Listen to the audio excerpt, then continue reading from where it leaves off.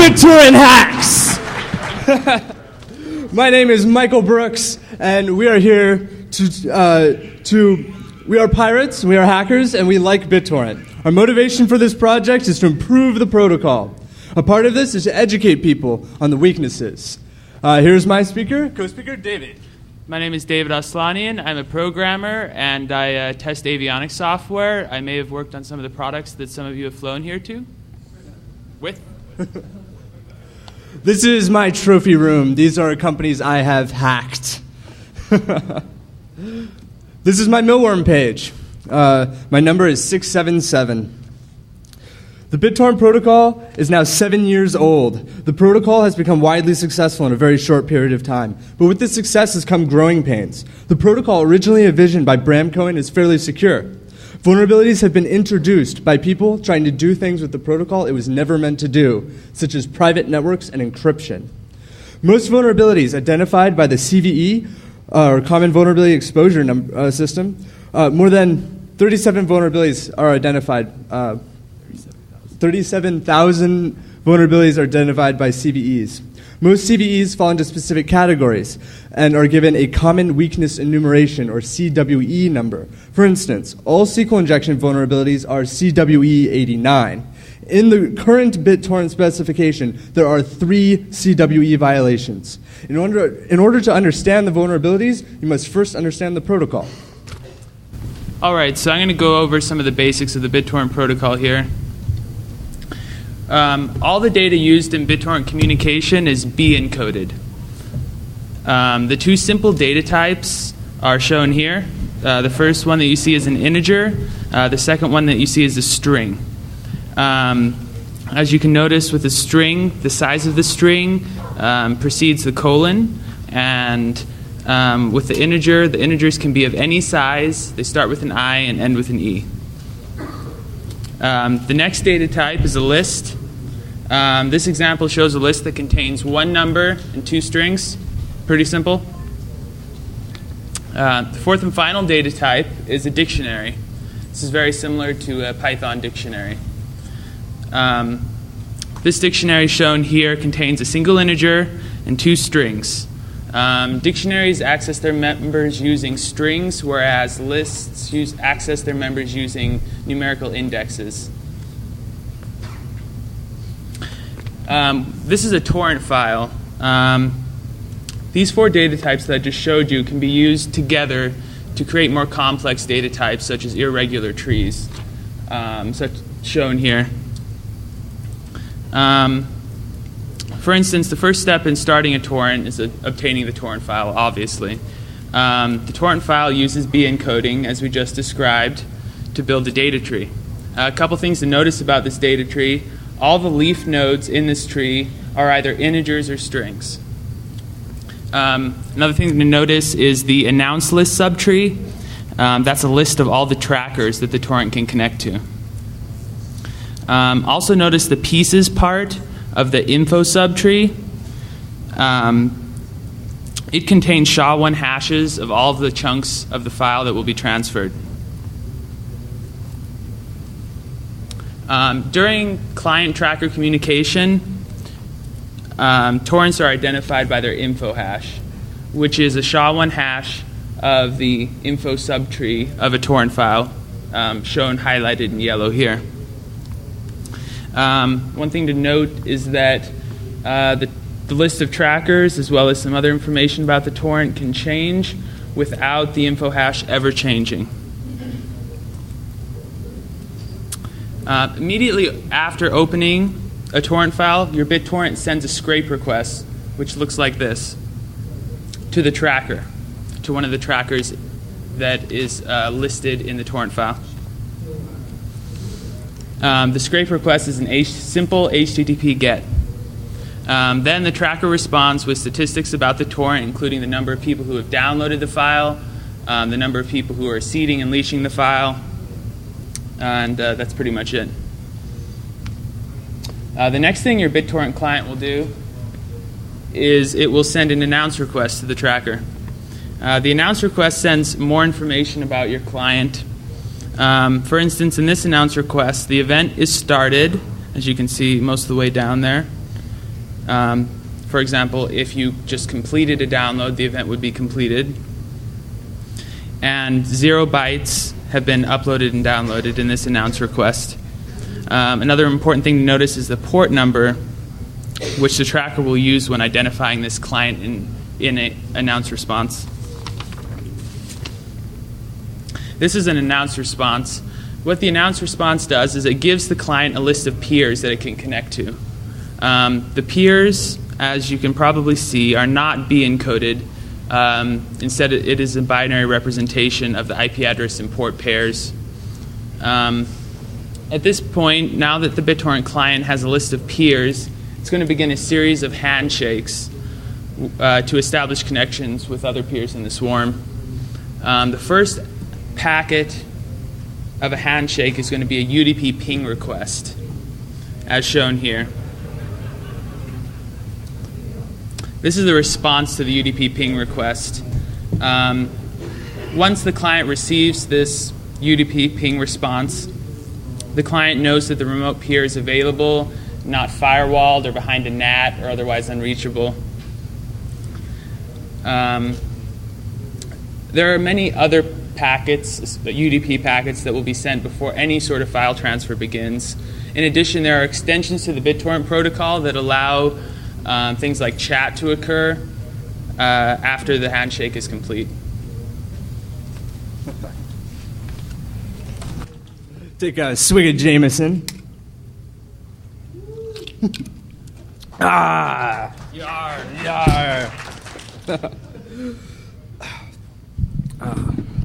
Client trust. BitTorrent was never meant to be an exclusive protocol.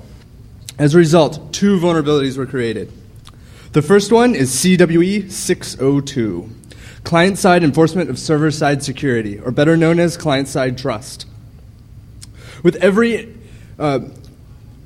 announce request, the client is expected to report on how much they've uploaded and downloaded and how much is remaining to download. Private BitTorrent networks use these announce requests to enforce a share ratio. For instance, some private BitTorrent networks will impose a 50% ratio in which you must upload at least half as much as you download. The tools to spoof this information are well known. They send spoofed HTTP GET requests informing the tracker that the client has uploaded data when in fact no data has been uploaded. Ratio Master is an example of a spoofed client. However, some BitTorrent communities have been able to detect this method. A more difficult to detect method is that if the BitTorrent client lies to the tracker saying that it hasn't transferred any data. In addition, the client never reports that the transfer is completed. From the tracker's perspective, the BitTorrent client is unable to contact other peers in the swarm, which could happen under legitimate conditions. As a result, the bandwidth ratio stays constant. But the BitTorrent client is able, or the BitTorrent client that is able to accomplish this is called Stealth Bomber. I created it by modifying the original Python BitTorrent 5.22 client written by Bram Cohen. The Stealth Bomber is open source and is on the DEF CON CD. The next vulnerability is Immortal Sessions. All private BitTorrent communities are vulnerable to this. It is CWE 384, which ranks in at number 7 on the OWASP Top 10. All BitTorrent clients authenticate with private trackers using a session ID set as a GET parameter. These values cannot be changed because there isn't a system in the protocol to notify the BitTorrent client of a new session ID. The session ID is a part of the announced URL in the .torrent file. One could exploit this vulnerability by sniffing the network for announce requests or .torrent files. Another try-and-intrude method is XSS in the web application. Due to this session fixation vulnerability, SQL injection in the tracker leads to immediate access without the need to break the password hash. The most popular private BitTorrent community codebase is tbdev, and the MD5 password hash is also the Immortal Session ID. Password hashes should always be kept secret. The hashing of passwords is meant to be a last line of defense after the database.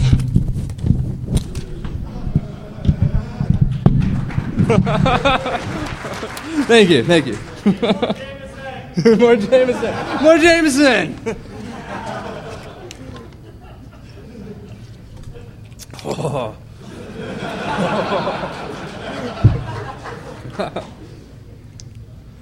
Where was I?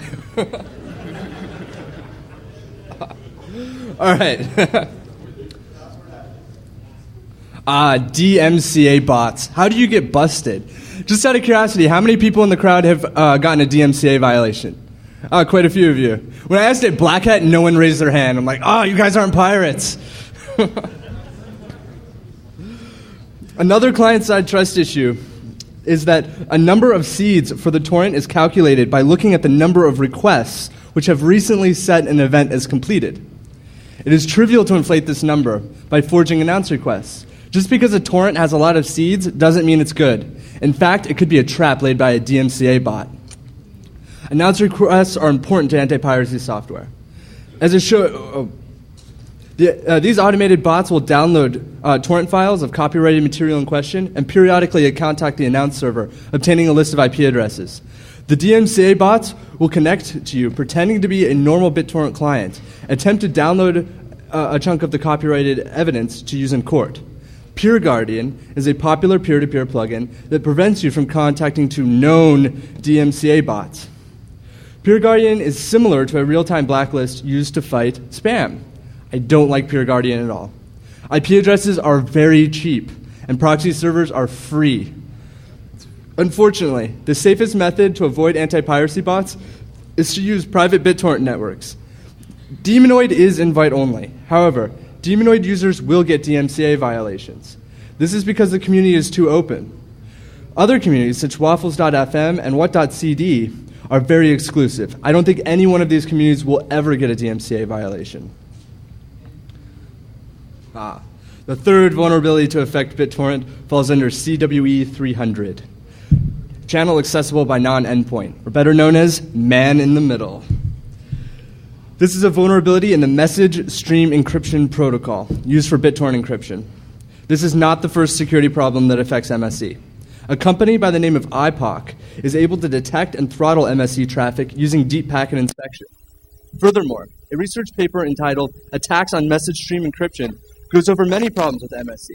The biggest problem with this paper is that many of the attacks discussed are highly theoretical and may not be possible in the real world.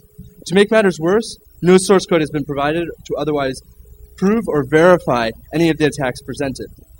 I think this is a common problem with academics. They like to talk about security problems, and they don't write exploit code. On the con CD is a proof of concept code that I wrote to show that MSE and man-in-the-middle attacks and MSE is possible. So here it is. This is MSE in short. MSE relies on three cryptographic primitives. The very beginning, before the ... is the Diffie-Hellman key exchange. This is to produce a shared secret between the two users. This secret is then concatenated to the end of key A, the string key A. Finally, the info hash of the .torrent file is concatenated to the end. Then, the SHA-1 hash of this entire string is used as the key. What is lacking from this protocol is authentication. The info hash is sent as a GET request, usually over plain text, and can be obtained. Or often, you're downloading torrents from the Pirate Bay, in which case all info hashes are known. This is not a reasonable method of authentication. This protocol is very similar to unauthenticated SSL. Both can use DH key exchanges, both can use RC4, and most importantly, they're both vulnerable to man-in-the-middle attacks. So, speaking of unauthenticated SSL, all of these BitTorrent clients whose icons are listed have a completely broken SSL implementation. When communicating over SSL, they don't even bother to check the validity of the certificate. What you're seeing right here on the bottom is a pop-up from Views, and what it originally said is basically something like, would you like to trust this invalid certificate? And what they're really saying is, do you want to get owned?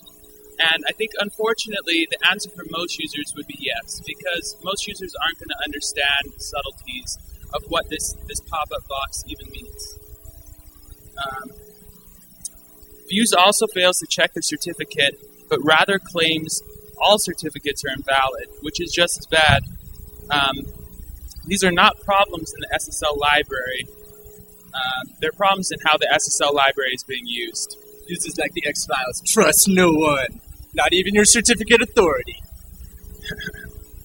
And very, very powerful security tools like SSL can be used completely incorrectly, even if the libraries they're using are completely secure.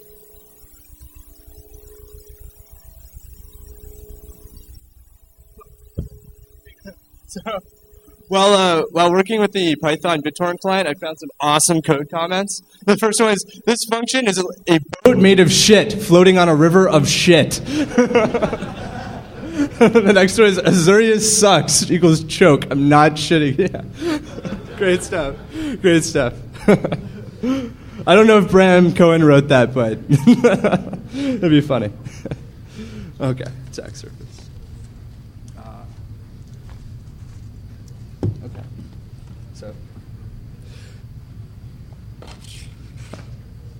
So what is the attack surface of an application? The attack surface is any code the attacker is able to influence through data. The data structures I've shown you, .torrent files, scrape requests, announce requests, as well as handshake between peers, are all data that touches BitTorrent code. Web applications have a very large attack surface, whereas GUI and desktop applications are very small. There are also inner workings of the application that isn't a surface at all, such as crons, scheduling, and logic to support configurations. It's best to think of an application as a fortress, but hackers make software into jumping castles. Oh, missing a slide. No, there we go. Fun!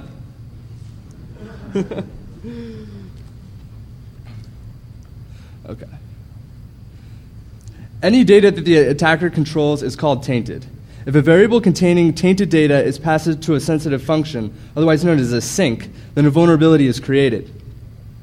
In this example, taint is coming from the command line using scanf. We're reading in 100 characters, and then string copy is being used as a sink, and that is triggering a buffer overflow. Another example is in PHP MySQL. In this case, taint is a get variable, and MySQL query is a sink.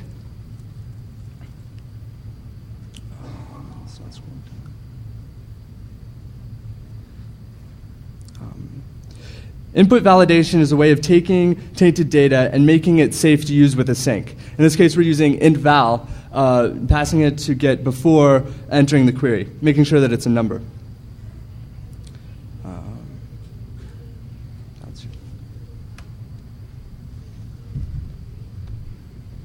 All right, so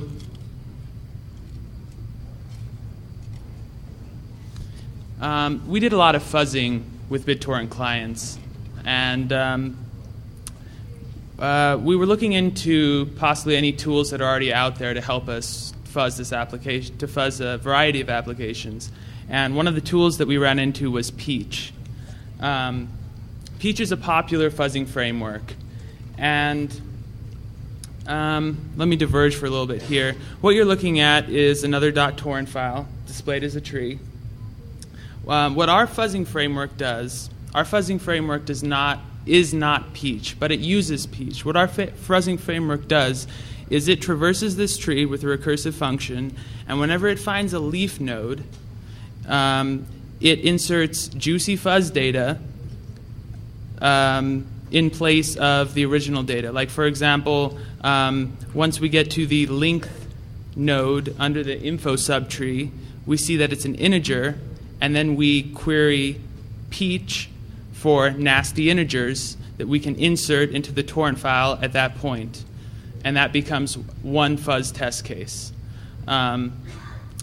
Just given one torrent file like this, we can generate over 150,000 fuzzed test cases by using this method. I should note that the Peach fuzzing framework does not have an API to be able to say something like, I want an integer that would be great for fuzzing, or I want a string that would be great for fuzzing. So we basically had to use a debugger to dig into Peach and find out where we can get that sort of data. So at this point, I think it's important to make the distinction between fuzzing data versus fuzzing to code routines. And this is applicable not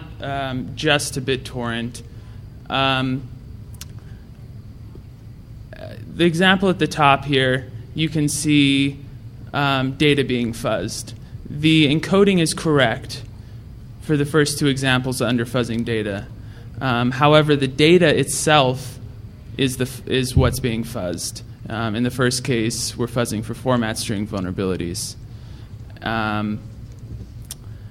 This is in contrast to actually fuzzing the routines that would decode this data, this B encoded data.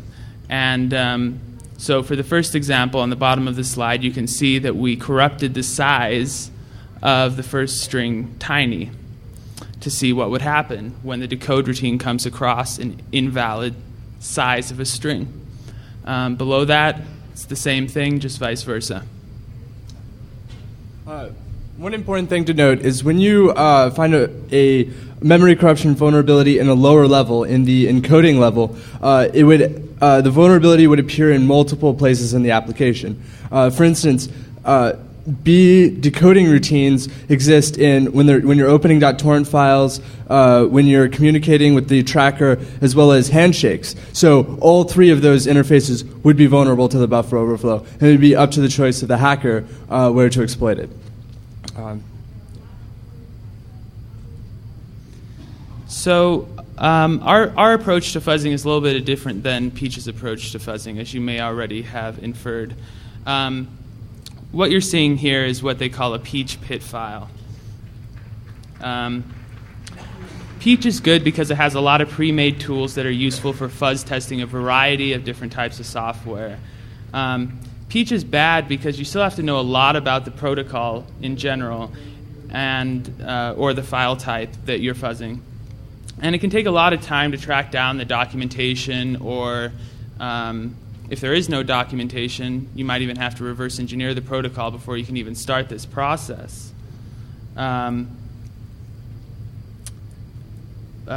Creating a Peach PIT file, this XML file shown here, is really time consuming and can be somewhat difficult. And what this XML file defines is it defines the type of data you're fuzzing, where the data should go, and how the fuzz test should actually be run.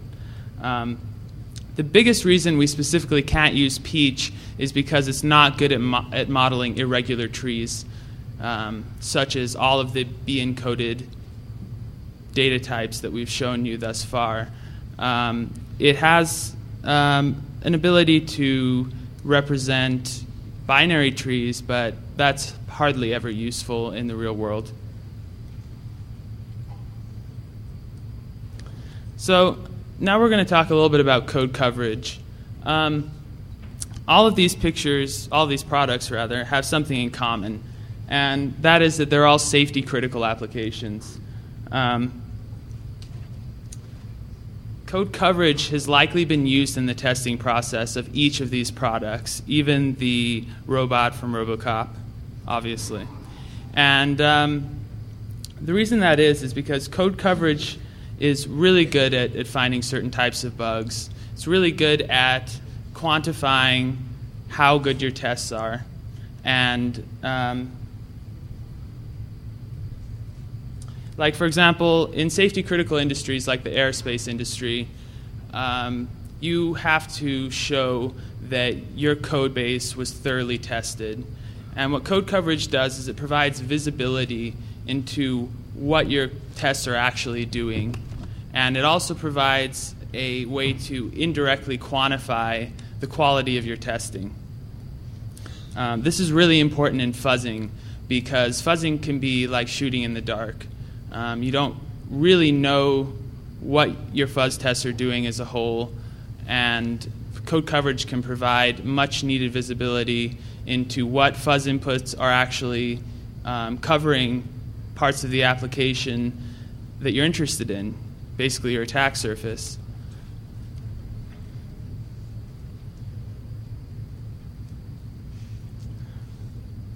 So what is code coverage? Code coverage is a form of white box testing. It provides visibility into the code into how the code that you're running is being executed.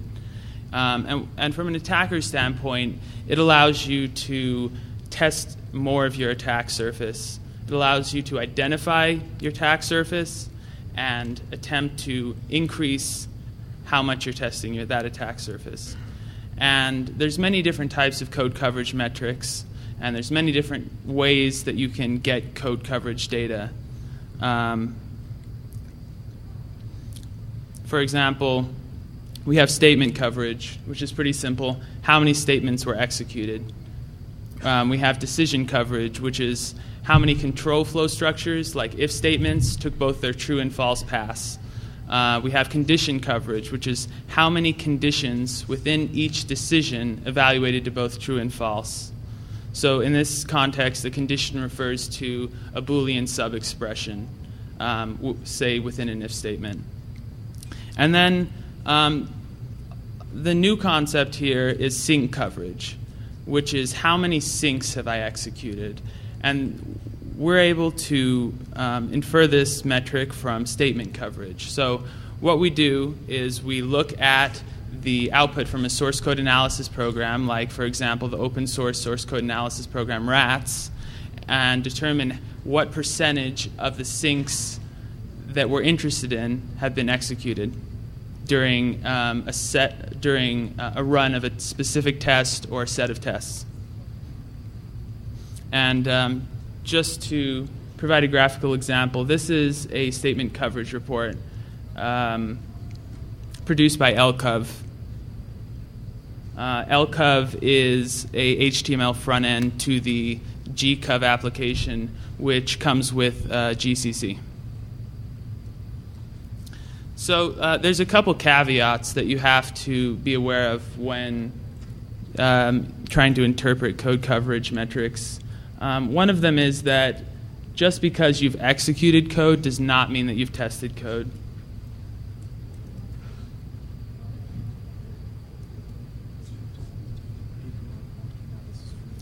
So in this example, you can, with a user input of less than 10 characters, you can execute this code without having the bug being the buffer overflow discovered. In addition, in this case, you're only going to be able to find the null free that exists in this code snippet if the condition is false, in which case you'd have less than 100% code coverage. So 100% code coverage really doesn't mean anything. It's how you interpret these metrics that makes a difference. And yeah. Okay. So this is basically the same example, except it's with decision coverage. You can completely execute this code with these two test cases listed without ever discovering the buffer overflow in the string copy. So there's a lot of code coverage tools out there, but there's a lot of problems with the code coverage tools that are out there. A lot of them are short on the list of features. They don't integrate source code analysis, which is really useful whether you're a software tester or an attacker. They don't allow you to add, subtract, or compare coverage reports. They don't allow you to automate the process, and this is really a big problem. So how can we use code coverage with fuzzing? During DEF CON 15, Charlie Miller came up with a pretty cool concept that says you keep adding smart fuzz templates until the cumulative coverage does not increase. And we built a tool to automate this so that we can have a set of smart fuzz templates to base all of our other fuzz test cases on. And we also integrated source code analysis into this tool so that we could have an idea of what dangerous function calls were or were not being executed during our fuzzing. So I'm going to give it to Mike from here. Charlie Miller's a doctor. He has a doctoral. Man, I would go to any, but he actually doesn't use doctorate in his name. And I asked him why, and it said because it was too pretentious. And I have to agree with him. But hey, if there was a talk by Dr. Doom, even if it was a cooking talk, I would be there, cooking with Dr. Doom. Sorry, skip this. Anyway, I'm gonna show you some smash stacks. Here. Yeah. Oh no, we lost the parrot.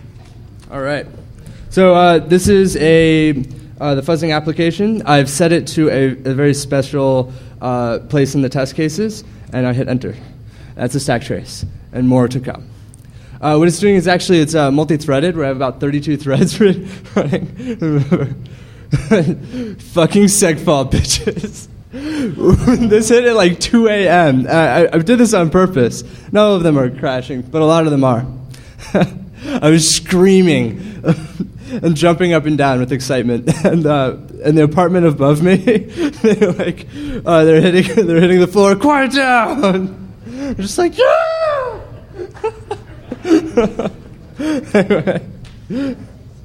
Anyway, gotta call all Python. Anyway, thank you for seeing our talk. This is the end of BitTorrent hacks. Thank you.